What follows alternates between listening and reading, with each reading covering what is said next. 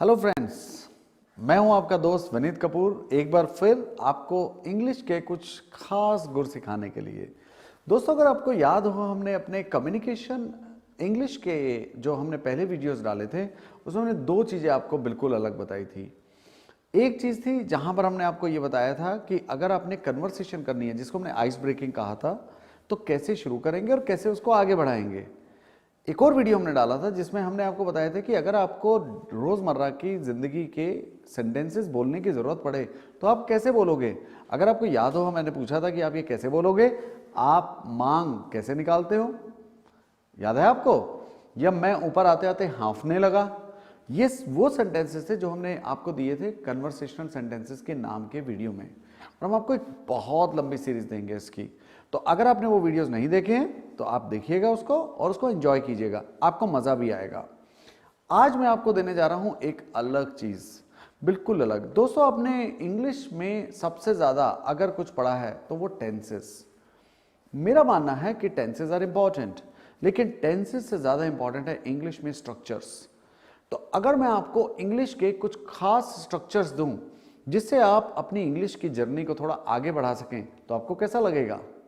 तो हम बहुत बेसिक से और थोड़ा सा एडवांस इंग्लिश के स्ट्रक्चर्स आपको कुछ देने वाले हैं। तो दिल थाम थाम के बैठिए और आपको मिलने वाले हैं कुछ खास स्ट्रक्चर्स जो आपकी इंग्लिश को आसान करने वाले हैं। तो हम बहुत बेसिक से स्टार्ट करेंगे। तो इंग्लिश का बहुत बेसिक, सबसे बेसिक स्ट्रक्चर होता है आई एम वाला स्ट्रक्चर। अब ये जो आई एम वाला स्ट्रक्चर है, इसको आप दो तीन तरह से इस्तेमाल कर सकते हैं। जैसे आप कह सकते हैं आई एम प्लस एडजेक्टिव, यानी आई एम के बाद कोई एडजेक्टिव लगाइए, या आई am plus a plus noun लगाइए अगर नाउन काउंटेबल है, और क्योंकि आप अपनी बात कर रहे हैं तो वो काउंटेबल ही होगा। और इसके अलावा आप ये भी इस्तेमाल कर सकते हैं आई एम प्लस प्रीपोजिशन, और उसके बाद भी नाउन आएगा, प्रीपोजिशन के बाद नाउन आता है। तो हम तीन स्ट्रक्चर की प्रैक्टिस करेंगे एक ही पैटर्न से। तो पहला पैटर्न मैंने आपको बोला था आई एम प्लस एडजेक्टिव। तो दोस्तों, अगर मुझे कहना हो मैं बहुत खुश हूं तो मैं क्या बोलूंगा? I am happy. और अगर मुझे बोलना है मैं बहुत दुखी हूं, आई एम सैड। इसके अलावा इंग्लिश में एडजेक्टिव बनाने के तरीके भी हैं। मान लो आपके पास एडजेक्टिव नहीं है लेकिन आपके पास वर्ब है, तो आप उसका एडजेक्टिव कैसे बनाएंगे? बहुत आसान है। वर्ब की थर्ड फॉर्म एडजेक्टिव का ही काम करती है अक्सर, और अगर वो ईडी वाली है तो लगभग पक्का। आपने बहुत बार ये बोला होगा कि अगर आप थके होते हैं तो आप क्या कहते हैं? आई एम टायर बोलते हैं क्या?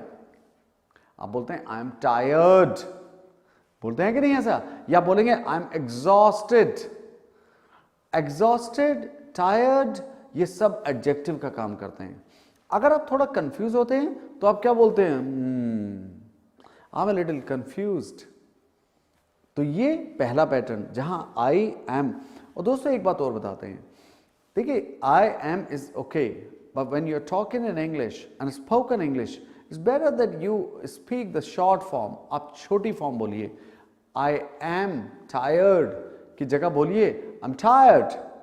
थोड़ा मैंने आपको पहले भी बताया था, इंग्लिश तीन ही चीजों का मिश्रण है। नंबर एक कंटेंट, दूसरा स्टाइल, और अगर स्पोकन इंग्लिश की बात करें तो तीसरा इंपॉर्टेंट है प्रैक्टिस। तो आप तीनों की प्रैक्टिस कीजिए। तो जरा मेरे साथ बोलिए, I am tired, yes, I am confused, I am happy. समझ में आया? अब हम बात करते हैं दूसरे स्ट्रक्चर की, जहां मैंने आपको बताया कि मैं आई एम प्लस अ लगाकर एक नाउन लगा सकता हूं। फॉर एग्जाम्पल, अगर मैं अपनी बात करूं तो मैं आपसे क्या कहूंगा? I am a teacher. Isn't it so? और दोस्तों, ये भी याद रखिए कि हम आई एम आपसे क्यों बुलवा रहे हैं, क्योंकि ये आपने प्रैक्टिस करना है। तो जरा आप मेरे बारे में बोल के देखिए, मुझे कैसे कहेंगे आप? क्या आप मुझे मेरे बारे में बोलेंगे आई एम ए टीचर? नहीं, आप बोलेंगे यू आर ए टीचर। तो आप आई की जगह यू लगाइए। और हमने आपको एक वीडियो में बताया था कि आपने वर्ब्स को चेंज कैसे करना है पर्सन के हिसाब से। तो यहां पर्सन चेंज हो गया, फर्स्ट पर्सन की जगह आ गया सेकंड पर्सन, और सेकंड पर्सन का प्रेजेंट में वर्ब क्या होता है? आर। सो आप क्या बोलेंगे? You are a teacher. और अगर अपने बारे में बोलना है तो क्या बोलेंगे? I am a student, I am a businessman, I am a government employee, या कुछ भी। इसी प्रकार जो मैंने तीसरा स्ट्रक्चर आपको बताया है वो है आई एम प्लस प्रीपोजिशन और plus noun. I am in the market, समझ आया कि नहीं? और आप इसी के अलावा बहुत सारे बना सकते हो, आपको जरूरी नहीं कि आप यही छोटे छोटे बनाओ। आई एम 23 ईयर्स ओल्ड, आप ये भी तो कह सकते हैं आई एम 23 ईयर्स ओल्ड। आप कह सकते हैं आई एम अ गर्ल। आप I am in the market preposition है, तो आप बोलिए आप कहां से हैं, where do you belong to. मैंने आपसे पूछा वेयर आर यू फ्रॉम, तो आप क्या बोलेंगे, I am from Lucknow, I am from Mumbai, I am from America. कह सकते हैं कि नहीं? तो आप कुछ भी अपने सिटी का नाम बोलना है आपने, तो आप हमेशा बोलेंगे आई एम फ्रॉम। तो अभी हमने कौन सा स्ट्रक्चर पढ़ा, आई एम प्लस एडजेक्टिव या आई एम प्लस नाउन, और या आई am plus preposition plus noun. तो अब हम चलते हैं अपना दूसरे स्ट्रक्चर की ओर। यदि आपके पास आई एम आया, और पहले तो हमने कहा था कोई भी प्रीपोजिशन आया, लेकिन हम अब बात करते हैं 3 इंपॉर्टेंट प्रीपोजिशंस की। हम आपको इसीलिए ये प्रैक्टिस करा रहे हैं क्योंकि आप कंफ्यूज होते हैं इसमें। भाई आपने अक्सर ये सवाल पूछा होगा कि इन कहाँ आएगा, एट कहाँ आएगा, तो हम आपको बता देते हैं। एट किसी भी जनरलाइज लोकेशन के लिए कहते हैं, इन थोड़ा सा स्पेसिफिक हो जाते हैं। जब हम बात करते हैं फॉर एग्जाम्पल, अगर मुझे बात कर रही हैं आपकी लोकेलिटी की और फिर मुझे बात करनी है आपके शहर की, तो मैं आमतौर पर लोकेलिटी के लिए एट और बड़ी चीज के लिए इन का प्रयोग करूंगा। तो अगर मुझे बोलना है आई एम इन सीतापुर, मैं बोल सकता हूं, लेकिन अगर मुझे बोलना है आई एम एट, अब कोई भी नाम बोलिए अपने मोहल्ले का, जैसे आई एम एट जानकीपुरम और इन लखनऊ, तो छोटे के लिए मैंने क्या लगाया एट, बड़े के लिए क्या लगाया इन। अगर मुझे बोलना है ऑफिस में स्पेसिफिक होकर, तो मैं बोलूंगा आई एम इन ऑफिस। लेकिन कोई ऑफिस में कहां हूं भाई, आई एम एट रिसेप्शन, तो मैं इन रिसेप्शन ना बोल के क्या बोल सकता हूं, आई एम एट रिसेप्शन। तो मेरा कहने का मतलब ये नहीं कि मैं रिसेप्शन पे बैठा हूं, मैंने आपको बताया मैं आप मुझे कहां ढूंढ सकते हैं, I am at reception. I am in station नहीं बोलते हैं आमतौर पर, इसीलिए आई एम एट स्टेशन। यदि आप नहा रहे हैं तो मैं एक बहुत अच्छा सेंटेंस बोलते हैं I am in the shower. I am in the shower का मतलब मैं शावर ले रहा हूं।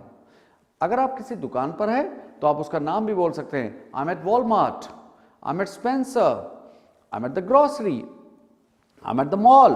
तो ये रहा इन और एट का इस्तेमाल।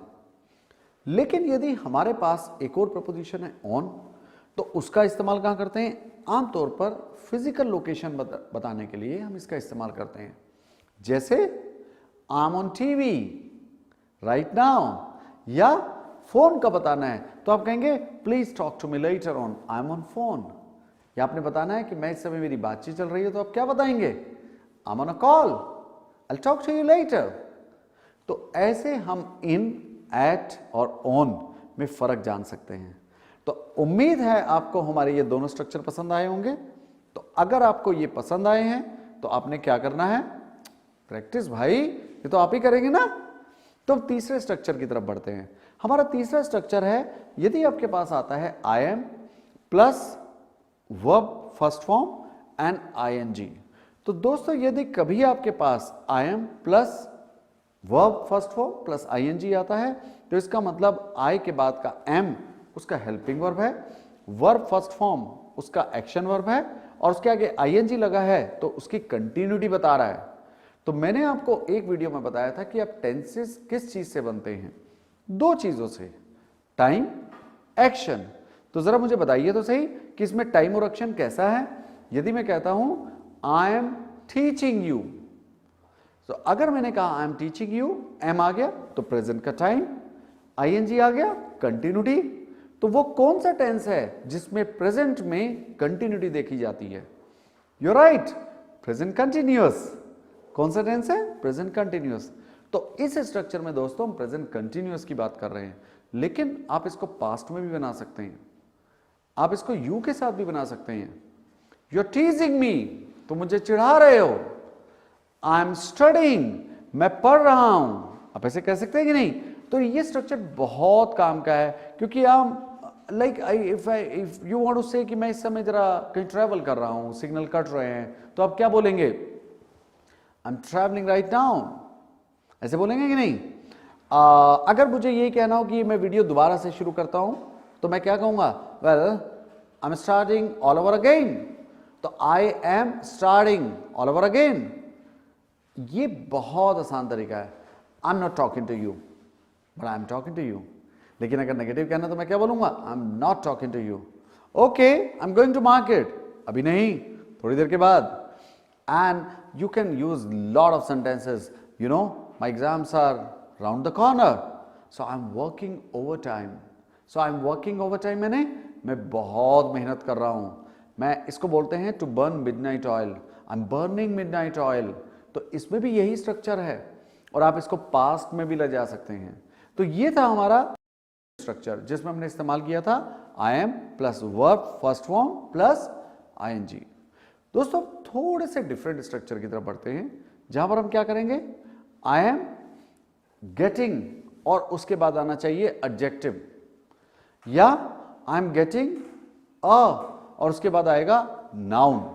तो आई एम गेटिंग वाले जो स्ट्रक्चर आपके पास होता है तो इसका मतलब है कि आप कोई चीज लेने की प्रोसेस में हैं, यानी कि you are getting possession of something, या आपको किसी चीज से फर्क पड़ रहा है तो आप उससे इफेक्टेड फील कर रहे हैं। फॉर एग्जाम्पल अगर मैं कहूं I am getting a new car, तो इसका मतलब क्या हुआ? मैं प्रोसेस में हूं, अभी ली नहीं है, यानी जल्दी लेने वाला हूं। अगर मुझे कहना हो आई एम गेटिंग ए टूथएक, यानी मेरा दर्द बढ़ता जा रहा है, अभी पूरी तरह से नहीं हुआ है, शुरू हो गया है, प्रोसेस में चल रहा है। और अगर आपने कहना हो, किसी ने ये बोलना हो मेरी शादी होने वाली है, तो ये भी तो प्रोसेस है, तो मैं क्या बोलूंगा? एडजेक्टिव लगा के, गेटिंग मैरिड। अगर आप नेक्स्ट मंथ भी मैरिड हो रहे हैं तो भी आप इस स्ट्रक्चर का इस्तेमाल कर सकते हैं।